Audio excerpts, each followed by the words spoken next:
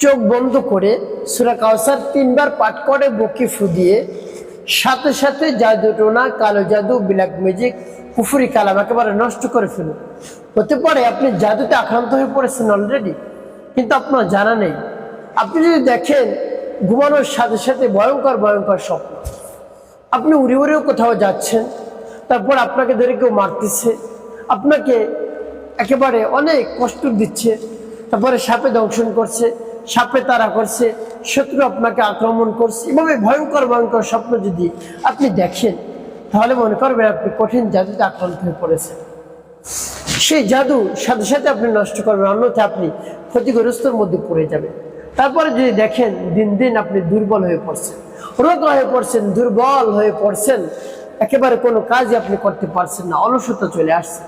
হ্যাঁ, আপনি ইতিপূর্বে অনেক কাজ করতে পেরেছেন, আপনি একজনেই 10 জনের কাজ করে আসছেন, এত মানুষ আপনার প্রশংসা করছে, কিন্তু হঠাৎ দেখেন আপনি নিস্তেজ হয়ে পড়ছেন, অলসতার মধ্যে চলে গিয়েছেন, কোনো কাজ করতে আপনার ভালো লাগে না। তার কারণ শরীর দুর্বল। কেন শরীর দুর্বল হয়? যদি আপনি না খেতে পারেন, কোনো খাবার আপনার পছন্দ না হয়, অনেক ভালো ভালো দামি দামি একেবারে রুচিশীল খাবার আপনার সামনে পরিবেশন করা, কিন্তু আপনি কোনো খাবারই খাচ্ছেন না, কিন্তু স্বপ্নের মধ্যে দেখা যায় আপনি অনেক খাবার খাচ্ছেন, এগুলো জাদুর লক্ষণ। স্বপ্নে খাবার খাওয়া, তারপরে খাবারের প্রতি অমনোযোগী চলে আসা, খাবার খেতে মন না চাওয়া, তারপরে পেট ভরা ভরা লাগা, এগুলো জাদুর লক্ষণ। এভাবে যদি হয় সাথে সাথে আপনি এই সূরা পাঠ করবেন, জাদু টোনা, কালো জাদু, ব্ল্যাক ম্যাজিক নষ্ট হয়ে যাবে। বিশ্বাস নিয়ে, আস্থা নিয়ে যদি আপনি পাঠ করতে পারেন, প্রিয় ভাই বোনেরা, এরপরে যদি আপনি দেখেন দিন দিন আপনার চেহারার মধ্যে পরিবর্তন চলে আসতেছে। হ্যাঁ, এখন দেখেন ভালো, কিছুক্ষণ পর ঘুরে ফিরে এসে দেখবেন চেহারাটা খারাপ দেখা যাচ্ছে। এরকম যদি হয় তাহলে মনে করবেন জাদুতে আপনি আক্রান্ত হয়ে পড়েছেন। এরপরে আপনি যদি শুকিয়ে যান, কোনোভাবেই শরীর হচ্ছে না, তাহলে আপনি মনে করবেন জাদুতে আক্রান্ত হয়ে পড়েছেন। জিন শয়তানও জাদু করতে পারে, মানুষ শয়তানও জাদু করতে পারে। তাই আপনাকে অবশ্যই সাবধান হতে হবে, অন্যথায় আপনি একেবারে ক্ষতিগ্রস্তের মধ্যে পড়ে যাবেন। দেখা যায় যতই ভালো ভালো খাবার আপনি খাচ্ছেন না কেন, আপনার শরীর হচ্ছে না, আপনার শরীর থেকে রক্ত চুষে চুষে জিন শয়তান নিয়ে যাচ্ছে, খাচ্ছে, আপনি বুঝতেই পারছেন না। এই জন্য আপনার শরীর হচ্ছে না, শরীর একেবারে দুর্বল, একেবারে শুকিয়ে যাচ্ছেন। মানুষ বলে যে হাড়ের সাথে তোমার চামড়াটা লেগে আছে, এভাবে বলে যে তোমার শরীর তো কোনো গোস্তই নেই। তো এমত অবস্থা আপনি আল্লাহ রাব্বুল আলামিনের পবিত্র কোরআনুল কারীমের শরণাপন্ন হন, দেখবেন আল্লাহ রাব্বুল আলামিন আপনার সমস্যার সমাধান করে দেবেন। অনেক চেষ্টা সাধনা হয়তো করেছেন, কোনোটাই কাজ হয় না, আপনি রব্বুল কারীমের দিকে চলে আসুন, তার পবিত্র কোরআনুল কারীমের দিকে চলে আসুন। পবিত্র কালাম হলো মুমিনদের জন্য শিফা এবং রহমত। কত চমৎকার করে রব্বুল আলামিন জানিয়ে দিয়েছেন, অনুনাজ্জিলু মিনাল কুরআন মা হুয়া শিফা ওয়া রাহমাতুল লিল মুমিনিন। আল্লাহ রাব্বুল আলামিন বলেন, বান্দা আমি পবিত্র কোরআনুল কারীম নাজিল করেছি মুমিনদের জন্য শিফা হিসেবে এবং রহমত স্বরূপ। তাই যত কঠিন থেকে কঠিন রোগ, চেনা অচেনা, জানা অজানা যত ধরনের রোগ হোক না কেন, আপনার রব্বে কারীম এই পবিত্র কোরআনুল কারীমকে শিফা হিসেবে বানিয়েছে। দেখবেন পবিত্র কোরআনুল কারীমের সর্বপ্রথম যে সূরাটি লেখা আছে, সেই সূরাটির নাম সূরাতুল ফাতিহা। শুধু একটি নাম না সেই সূরাটির নাম রয়েছে 14টি প্রায়। এর মধ্যে একটি নাম রয়েছে সূরাতুল শিফা, এর মধ্যে একটি নাম রয়েছে সূরাতুল শিফা, রোগ মুক্তির সূরা। আপনি যে কোনো সমস্যার জন্য, যে কোনো উদ্দেশ্যের জন্য সূরাটি পাঠ করবেন বিশ্বাস নিয়ে, আস্থা নিয়ে, দেখবেন সাথে সাথে কাজ হয়ে যাবে। প্রিয় ভাই বোনেরা, পরিপূর্ণ বিশ্বাস এবং আস্থা নিয়ে করতে হবে আমলটি। মনের মধ্যে সন্দেহ থাকলে কিন্তু হবে না। এই জন্য পরিপূর্ণ বিশ্বাস নিয়ে করবেন, দেখবেন সাথে সাথে আপনি ফল পেয়ে যাবেন। তার কারণ পবিত্র কোরআনুল কারীমের সত্য, আল্লাহ সত্য, নবী সত্য, হাদিস সত্য, সবকিছু সত্য। তাহলে এর মধ্যে যা কিছু রয়েছে সবকিছু সত্য। তবে আমার ইমানের দুর্বলতার কারণে আমি পাইতে দেরি করি। পরিপূর্ণ বিশ্বাস যদি আমার থাকে 100% যে কাজ হবেই হবে, তাহলে মুহূর্তের মধ্যে আপনি কাজ পেয়ে যাবেন। আর যদি সন্দেহ থাকে, কত চেষ্টা সাধনা করলাম কাজ হয়নি, এমনই কাজ হয়ে যাবে, এরকম যদি সন্দেহ থাকে তাহলে আপনি উপকৃত হতেও পারেন, নাও হতে পারেন। তাই প্রিয় ভাই বোনেরা, পরিপূর্ণ বিশ্বাস নিয়ে আমলটি করুন, উপকৃত হতে পারবেন। তো আমলটি কখন কিভাবে করবেন, কোন নিয়মে করবেন, আমলটি করে কিভাবে আপনি উপকৃত হবেন আমি বলে দিচ্ছি। বিস্তারিত জানার জন্য, আমলটি শিখে রাখার জন্য ভিডিওটি না টেনে না কেটে ধৈর্য এবং মনোযোগ সহকারে শেষ পর্যন্ত আপনি দেখুন, তাহলে সঠিক নিয়মে আপনি আমলটি করতে পারবেন। আর যদি টেনে টেনে কেটে কেটে দেখেন তাহলে দেখেন যে অনেক জায়গায় বাদ পড়ে যাবে, আপনি সঠিক নিয়মে আমলটি করতে পারবেন।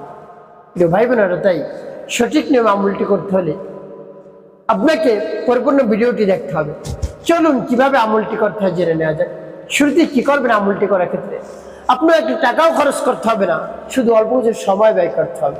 প্রিয় ভাই বোনেরা, অনেক চেষ্টা সাধনা করছেন, কাজ হয় নাই, অল্প কিছু সময় ব্যয় করে দেখুন না কি হয়। একবার হলে আমলটি আপনি করুন, দেখবেন ফলাফল পেয়ে আপনি আনন্দে আত্মহারা হয়ে যাবেন। যে এতই সমস্যার মধ্যে পড়েছিলাম, রব্বে কারিম তার কোরআনের বরকতে, সূরার বরকতে সমস্যার সমাধান করে দিলেন, আপনি দেখে আশ্চর্য হয়ে যাবেন। তো প্রিয় ভাই বোনেরা, আমলটি করার ক্ষেত্রে শুরুতে উত্তমরূপে পবিত্রতা অর্জন করতে হবে। পবিত্রতা অর্জন করে উত্তম পোশাক পরিধান করে কিবলামুখী হয়ে নির্জন একটি জায়গায় আপনি বসবেন, যেখানে আপনাকে কেউ ডিস্টার্ব করবে না, ডাকাডাকি করবেন না, সেরকম একটি জায়গায় বসবেন। এরকম করবেন না অর্ধেক আমল হয়ে গেছে আপনি উঠে চলে গিয়ে অন্য কাজ করে এসে আবার বাকি অর্ধেক আমল করেছেন, এভাবে করবেন না। আপনি এক বৈঠকে বসে, এক মজলিসে বসে আপনি পুরো আমলটি শেষ করবেন।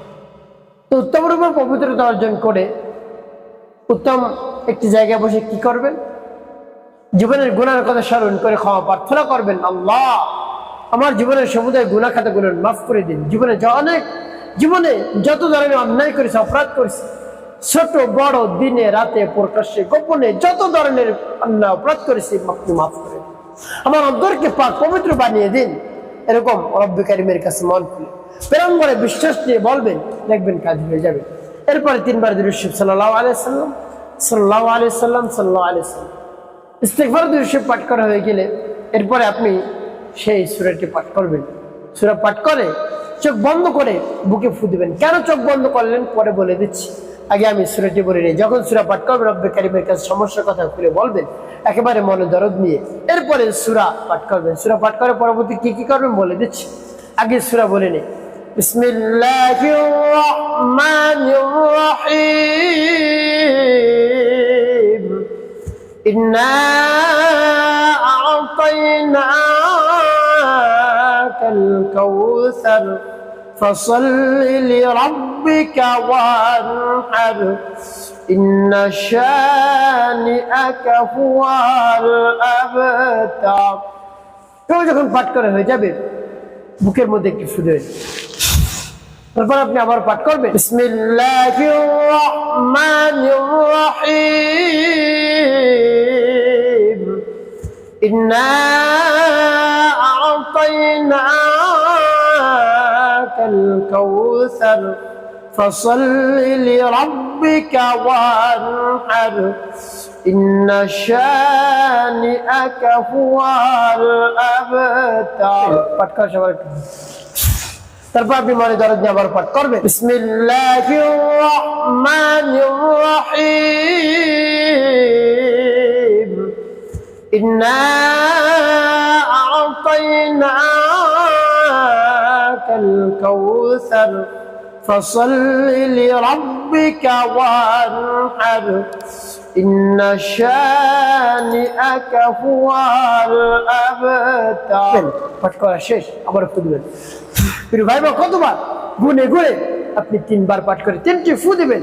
সর্বশেষ নবীজি সাল্লাল্লাহু আলাইহি ওয়াসাল্লামের মহব্বত নিয়ে, ভালোবাসা নিয়ে 7 বার দুরূদ ইব্রাহিম পাঠ করবেন গুনে গুনে। আল্লাহুম্মা সাল্লি আলা মুহাম্মাদিন ওয়া আলা আলি মুহাম্মাদ কামা সাল্লাইতা আলা ইব্রাহিম ওয়া আলা আলি ইব্রাহিম ইন্নাকা হামিদুম মাজিদ। اللهم بارك على محمد وعلى ال محمد كما باركت على ابراهيم وعلى ال ابراهيم انك حميد مجيد. اللهم صل على محمد وعلى ال محمد كما صليت على ابراهيم وعلى ال ابراهيم انك حميد مجيد. اللهم بارك على محمد وعلى ال محمد كما باركت على إبراهيم وعلى آل إبراهيم إنك حميد مجيد اللهم صل على محمد وعلى آل محمد كما صليت على إبراهيم وعلى آل إبراهيم إنك حميد مجيد اللهم بارك على محمد وعلى آل محمد كما باركت على إبراهيم وعلى آل إبراهيم إنك حميد مجيد اللهم صل على محمد وعلى آل محمد كما صليت على إبراهيم وعلى آل إبراهيم إنك حميد مجيد اللهم بارك على محمد وعلى آل محمد كما باركت على إبراهيم وعلى آل إبراهيم إنك حميد مجيد اللهم صل على محمد وعلى آل محمد كما صليت على إبراهيم وعلى آل إبراهيم إنك حميد مجيد اللهم بارك على محمد وعلى آل محمد كما باركت